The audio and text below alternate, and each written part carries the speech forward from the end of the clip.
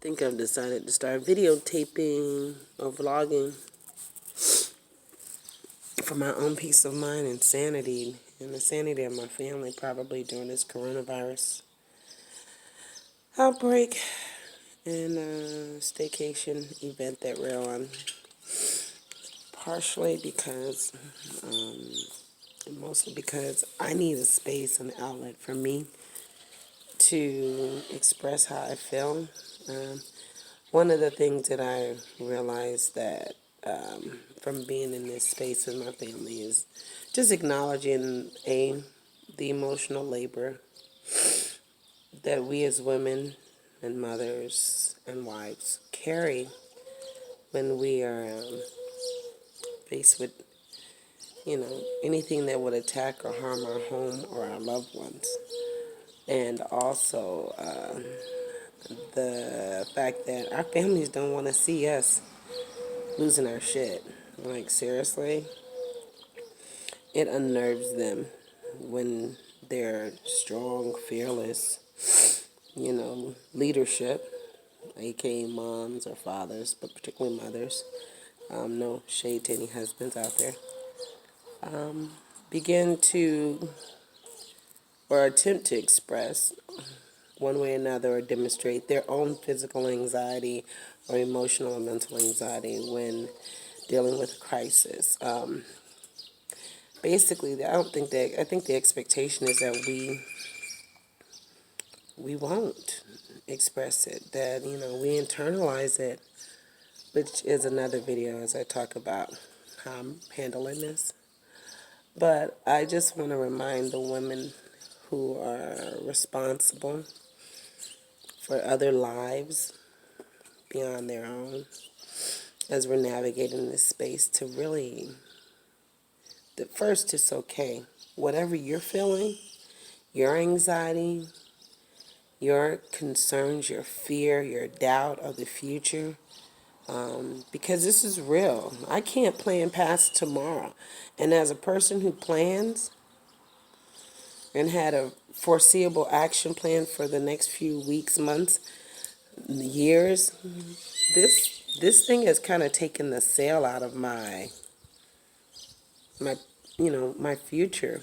I've had to kind of scale it back and just focus on, honestly, surviving this freaking event, this thing that is shifting my reality, our reality, and just focusing on making sure my family is safe. I had my projects that I was, really excited about launching, and I'm trying to figure out how to find space for that. But right now, I just want everybody that I'm, as many people to survive this as possible. I'm worried, and as an empathic person, I feel shit really, really intensely. So I have to manage that. And I don't know that I've been doing a good job of it. Matter of fact, I know I haven't done as good a job as I could have because I jumped on the scale today. But again, that's another conversation. And I'm okay with that too. The kindest thing I can do right now in terms of being supportive to the people around me is trying to be as kind and supportive as I can be to myself. And I extend that to you.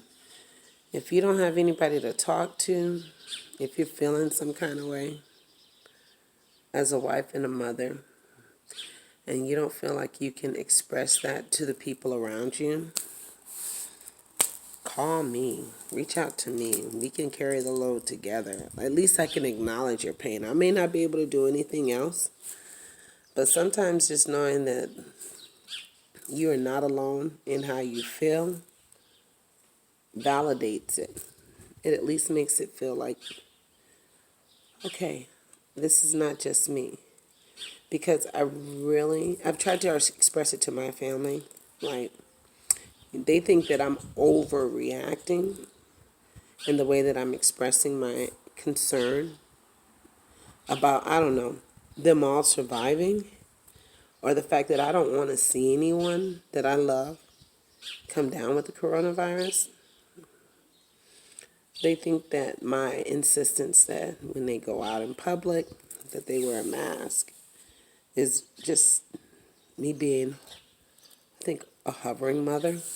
Or even if it's not that, that they're just like their attitudes because they're young or they just express things differently is whatever will be will be. No. I can't see someone come take someone that I love off and know that I won't know one way or the other if they're alive or dead for several weeks. I don't want that for myself or anyone else. To know that if they get sick, they have no contact. There's no way for them to, they can't have any family there to support them through the most terrifying time of their life. I don't want that. But again, I just wanted to give a shout out to all the beautiful moms out there carrying the emotional labor and burden of caring and worrying and trying to navigate for themselves and the loved ones around them during this really challenging and terrifying time. Yeah, I said terrifying. I meant it. Today it feels like that. But you know what's really beautiful? And the other part of this for me, resiliency, is at least in my house, I control what's going on to some extent. So we have been able to, and I have been able to in small ways. Like right now, we're focusing on our home and decorating and fixing up projects. So as a family, each room. So that's been a good thing. I mean, you can always find a win in the face of adversity. You just got to look for it, and more importantly, you got to create it. So yeah, I may have gained some weight, but I've also slept really well. So my body's probably more rested than it's been in years. And I'll take that as a win because I can lose the weight. I'm not too worried about that. But I am worried about my emotional well-being. And so I needed to talk. And so I'm talking to my ladies and to the men out there who are intuitive and who carry it with us. Make sure that you're finding people and spaces to talk and acknowledge your own feelings. It's okay to not be okay with what's going on. I had a friend the other day who was like, you know, I think the expectation sometimes is that we're supposed to, in times of crisis, show that we can handle it by doing more and being more and, you know, showing we're strong. And, I'm just like, to each his own. Strength comes in various forms. But I don't necessarily think that putting yourself on the front line or working extra hard or creating new businesses or whatever is any more valid or a show of strength than being still and protecting yourself and your loved ones. If at the end of this time period you wrote the next best-selling book for the New York Times, Liz, kudos to you. If that's how you need to express and manage through this and that brings you joy, good for you. But if you decided that the best thing for you during this very stressful time was to be still and just take care of yourself and your loved ones and to survive this, then equally kudos and good for you. It's all the same to me. The goal is that we survive, not how we survive. I wish you all peace and love. I did not know that was a FedEx truck.